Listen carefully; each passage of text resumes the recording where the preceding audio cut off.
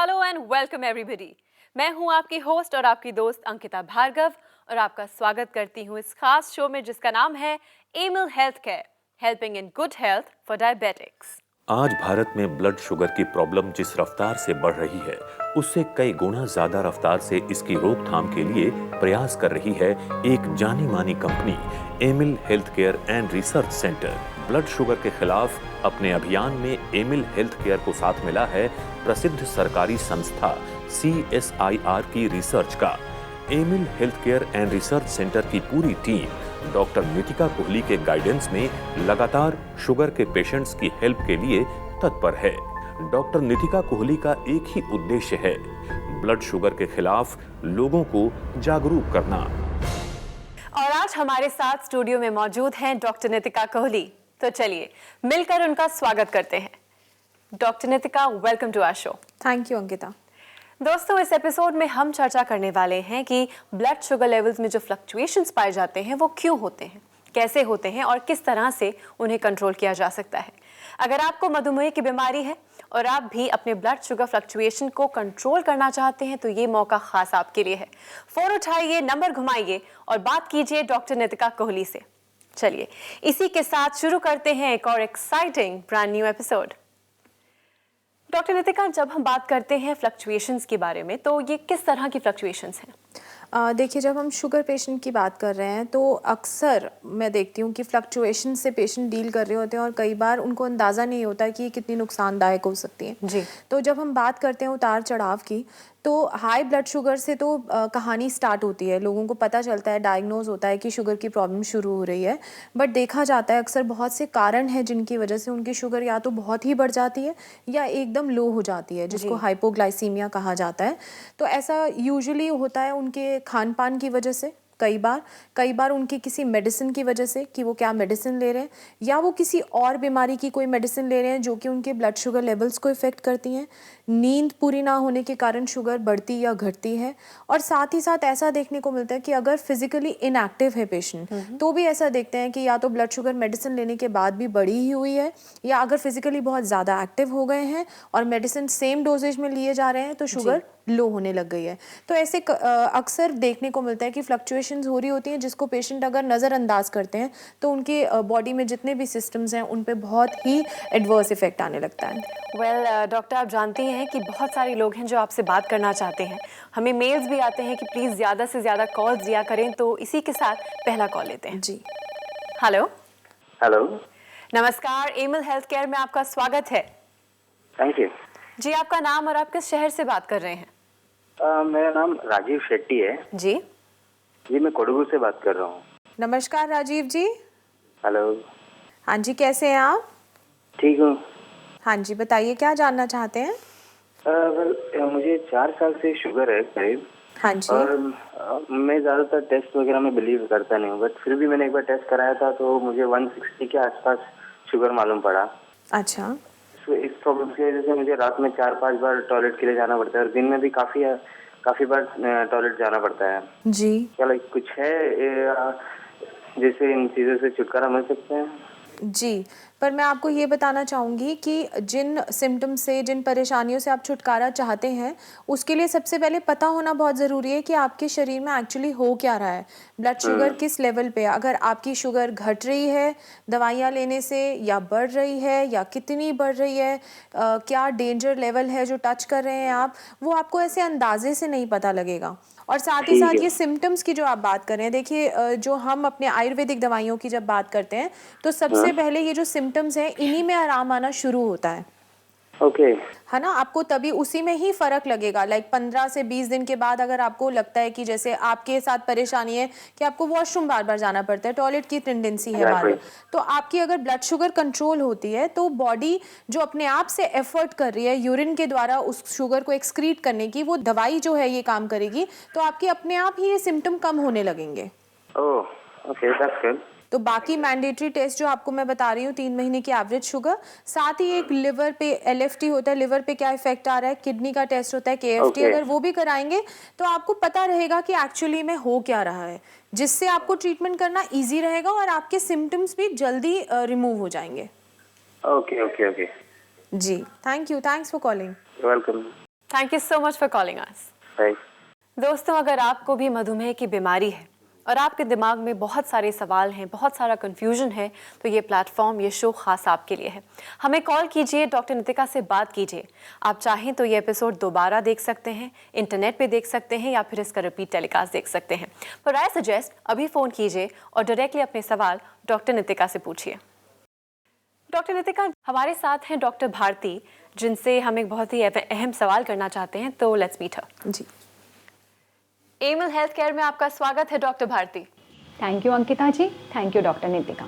Doctor Bharti, आपसे जानना चाहेंगे कि जो लाइन ऑफ ट्रीटमेंट आप सजेस्ट करते हैं पेशेंट्स को, क्या उसमें ब्लड शुगर लेवल्स का कम हो जाना, इस बात को भी कंसिडर किया जाता है?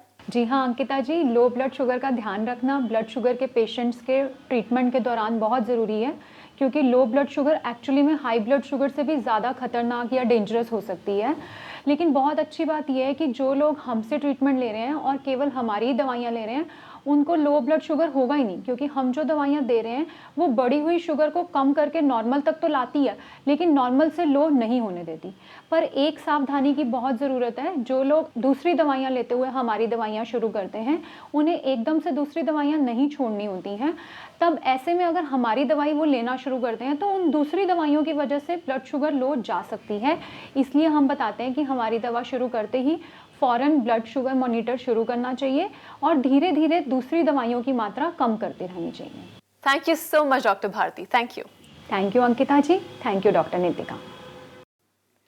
डॉक्टर नितिका, अक्सर लोग नहीं समझ पाते हैं कि हाई शुगर था, दवाई खा रहे थे, तो एकदम से लो कैसे हो सकता है। बट ये छोटी छोटी बातें हैं कि बैलेंस करना ज़रूरी है, और जब तक अवेयरनेस लोगों तक नहीं पहुंचेगी तो ये कन्फ्यूजन में इतना टाइम वेस्ट हो जाता है दैट बद से बदतर सिचुएशन हो जाती है।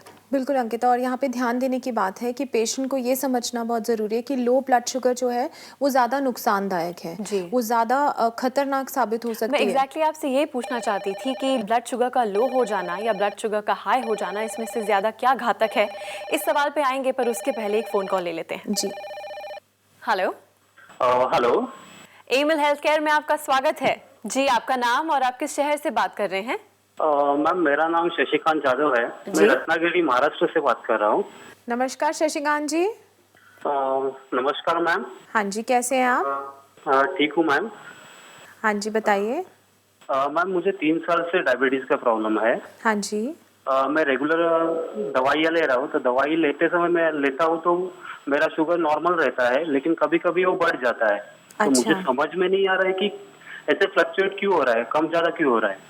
जी, देखिए, जो कम ज़्यादा होने की जो टेंडेंसी है शुगर पेशेंट्स में, ये बहुत से कारण की वजह से हो सकती है। एक तो ये हो सकता है कि शायद आप जो दवा ले रहे हैं उसमें कुछ चेंजेस करने की ज़रूरत है। एक ये रीज़न हो सकता है कि अगर आपकी ब्लड शुगर कम हो गई है बट आप मेडिसिन उसी डोज पे लिए जा रहे हैं, एक रीज़न ये हो सकता है। और अगर बढ़ रही है, वो हो सकता है कि आपका डाइट कंट्रोल ठीक ना चल रहा हो, जो आपको बताया जाता है कि भाई फ्रीक्वेंट मील्स लेने हैं, या आपको जो सिंपल कार्बोहाइड्रेट्स हैं वो कम लेने हैं, जो एकदम शुगर बढ़ा देते हैं, जैसे जूसेस हो गए या कोई भी ऐसी चीज़ें जो तुरंत बॉडी में एब्जॉर्ब हो जाती हैं। और साथ ही साथ अगर आप अपनी जो एक्सरसाइज है, एक्सरसाइज से भी बहुत फ़र्क पड़ता है कि आप एक्सरसाइज ज़्यादा तो नहीं करने लग गए। अगर आप अपने जैसे डॉक्टर्स अगर आपको गाइड कर रहे हैं कि लाइफस्टाइल चेंजेस करने हैं, अगर आप सब कुछ एकदम से कर लेते हैं बट आप अपनी मेडिकेशन चेंज नहीं करते हैं, उससे ये फ्लक्चुएशंस जो हैं बढ़ जाते हैं। ओके मैम, अगर मैं आपके यहाँ से इलाज कराऊँ तो मेरा ये फ्लक्चुएशन वैसे ही रहेगा या ठीक हो जाएगा? देखिए, फर्स्ट स्टेप आपको करना है कि आप अपने डाइट में और अपने लाइफस्टाइल में मॉडिफिकेशंस करिए, एक्सरसाइज में, और फिर जो आप हमारा ट्रीटमेंट लेंगे तो ऐसी फ्लक्चुएशंस को कंट्रोल करना ही सबसे फोरमोस्ट हमारा जो है मोटो है कि जो आयुर्वेदिक मेडिसिन हैं वो जो लो ब्लड शुगर है उसको भी संभालें और जो हाई ब्लड शुगर है उसको तो कंट्रोल करना ही है। तो ऐसा पॉसिबल है, ऐसा किया जा सकता है, बट आपके सपोर्ट से। अगर आप अपने लाइफस्टाइल में चेंजेस करते हैं तो मेडिसिन आपके लिए बहुत अच्छा काम कर सकती है। Okay ma'am, no ma'am. Thank you, thanks for calling. Thank you ma'am. Thank you so much for calling us, शुक्रिया। थैंक यू मैम। डॉक्टर नितिका, ये फ़ोन कॉल लेने के पहले मैं आपसे जानना चाहती थी कि ब्लड शुगर का लो होना या ज़्यादा होना, इन दोनों में से क्या घातक है? बिल्कुल अंकिता, ये लो ब्लड शुगर की अगर हम बात करें तो बहुत ज़्यादा खतरनाक हो सकती है, क्योंकि वहाँ पर कोलैप्स होने के चांसेस बढ़ जाते हैं। हमारा जो ब्रेन है, हमारे बाकी सिस्टम्स हैं, वो शट डाउन होना शुरू हो जाते हैं जब उनकी जो शुगर की जो रिक्वायरमेंट है अगर वो पूरी ना हो रही हो। अगर ज़्यादा है तो उससे इतना नुकसान नहीं होता है। तो अगर मैं आपसे पूछूं कुछ ऐसे 3 टिप्स जो ब्लड शुगर लेवल्स को मेंटेन करने के लिए, फ्लक्चुएशंस को कंट्रोल करने के लिए हमारे जनरल व्यूअर्स के लिए या फिर आपके पेशेंट्स के लिए इंपॉर्टेंट हैं, तो वो 3 टिप्स क्या होंगे? देखिए, सबसे पहले तो मैं जो बहुत कॉमनली पेशेंट्स में देखती हूँ कि उठते के साथ ही सुबह जब वो उठते हैं तो अपने दिन की शुरुआत चाय से करते हैं, जो कि मुझे लगता है सबसे ज़्यादा नुकसानदायक हो सकता है, क्योंकि यूजुअली जब पूरी रात बॉडी में रिकवरी का काम चल रहा होता है और साथ ही साथ ब्लड शुगर जो हैं कई बार डिप कर रहे होते हैं, कई बार रेस भी होते हैं, बट कई बार जब लो ब्लड शुगर के पेशेंट्स हैं अगर वो अपने दिन की शुरुआत कैफ़ीन या चाय से करते हैं तो वो बहुत नुकसान करती है। तो उठते ही आधे घंटे के अंदर अगर कोई छोटा मील ले लिया जाए, आमंड्स हम बहुत कॉमनली बोलते हैं, वॉलनट ले लिया जाए, तो वो एक स्टेडी ब्लड ग्लूकोज लेवल्स की शुरुआत हो सकती है। तो डाइट में सबसे पहले वहाँ पे करेक्शन, और फिर पूरा दिन अपने जितने भी आवर्स हैं उनको अगर डिवाइड कर लिया जाए छोटे मील्स में और 3 डिवाइडेड मील्स में, तो वो बहुत इफेक्टिव रहता है ब्लड शुगर में, यूजुअली ऐसा देखा जाता है। साथ ही साथ एक्सरसाइज, एक रेगुलर एक्सरसाइज, ज़रूरी नहीं है कि आप डेली एक्सरसाइज कर रहे हैं, बट ऐसा ज़रूरी है कि अगर आप वो महीने की अगर मान लीजिए 15 दिन भी एक्सरसाइज कर रहे हैं तो वो कंसिस्टेंट रहना चाहिए। और साथ ही साथ मेडिकेशन के टाइमिंग्स, वो भी एक टाइम जो है मेंटेन रहना चाहिए। तब अगर ये तीनों चीज़ें फॉलो करी जाएं तो अंकिता मुझे लगता है मेडिकेशन की रिक्वायरमेंट बहुत कम हो जाती है, ऐसा हम प्रैक्टिकली देखते हैं। वेल डॉक्टर, जब से हमने ये अवेयरनेस कैंपेन शुरू किया है, ऐसे बहुत सारे आपके पेशेंट्स हैं, हमारे व्यूअर्स हैं जो आपसे कुछ शेयर करना चाहते हैं। उसमें से एक व्यूअर हैं जिनके पास एक कुछ स्पेशल मैसेज है, so let's take a look. जी, हेलो एवरीवन, मेरा नाम रुचिका है, मैं दिल्ली में रहती हूँ। मेरी स्किन पे बहुत इचिंग होती थी और स्किन बहुत डल हो गई थी। मैं उसके लिए स्किन स्पेशलिस्ट के पास गई। उनके कहने पे ही मैंने डायबिटीज़ का टेस्ट कराया एंड टू माय सरप्राइज मुझे डॉक्टर ने बताया कि आई एम प्री डायबिटिक। उसके बाद मैंने ये सोचा मैं किसके पास जाऊँ इसके ट्रीटमेंट के लिए। मेरी फ्रेंड ने मुझे सजेस्ट करा डॉक्टर नितिका कोहली का नाम, और फिर मैं उनके पास गई। उन्होंने मुझे 2-3 चीज़ें बोली। सबसे पहले उन्होंने बोला मुझे अपना लाइफस्टाइल चेंज करना पड़ेगा, मुझे अपना वेट को कंट्रोल करना पड़ेगा, और बाकी जो मेडिकेशंस हैं वो रेगुलरली प्रॉपर्ली फॉलो करनी पड़ेंगी। और मैंने उनकी कही हुई हर बात मानी, जिसका कि रिज़ल्ट ये है कि मैंने लास्ट वीक अपना डायबिटीज़ का टेस्ट कराया जो कि बिल्कुल नॉर्मल आया है। All thanks to doctor Nitika Kohli कि अब मेरी डायबिटीज़ तो कंट्रोल में आ ही गई है, साथ ही साथ मेरी स्किन भी वापस ग्लो करने लगी है। Thank you doctor Nitika Kohli. Well, मधुमेह एक लाइफस्टाइल डिसऑर्डर है और लाइफस्टाइल में करेक्शंस करने के बाद ही ये बीमारी लाइन पे आती है। Is that correct? बिल्कुल। वेल, एज ऑलवेज हमारे स्टूडियो में आने के लिए और हमसे ढेर सारी बातें करने के लिए बहुत बहुत धन्यवाद। Thank you. वेल दोस्तों, सिर्फ ये एपिसोड यहाँ ख़त्म होता है, पर हमेशा की तरह हमारी बातों का सिलसिला जारी रह सकता है। आप हमें लिख सकते हैं, ईमेल कर सकते हैं या फिर फ़ोन कॉल कर सकते हैं। हमारा पता है Amil health care and research centre, 2699 main Patel road, west Patel Nagar, opposite metro pillar number 208, new Delhi 110008।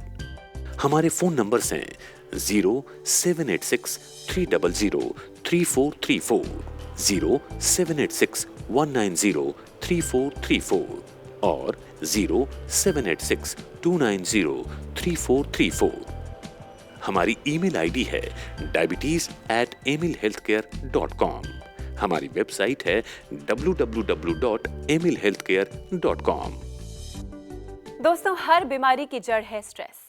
अगर आप अपनी ज़िंदगी से स्ट्रेस को दूर रखेंगे तो सिर्फ ब्लड शुगर ही नहीं बल्कि कोई भी बीमारी आपको छू तक नहीं पाएगी। इसी संदेश के साथ मैं अंकिता भार्गव लेती हूँ आपसे इजाज़त, पर अगले एपिसोड में ढेर सारी जानकारी के साथ हम फिर मिलेंगे। तब तक के लिए अपना ख्याल रखिए, क्योंकि हमें आपकी फिक्र है।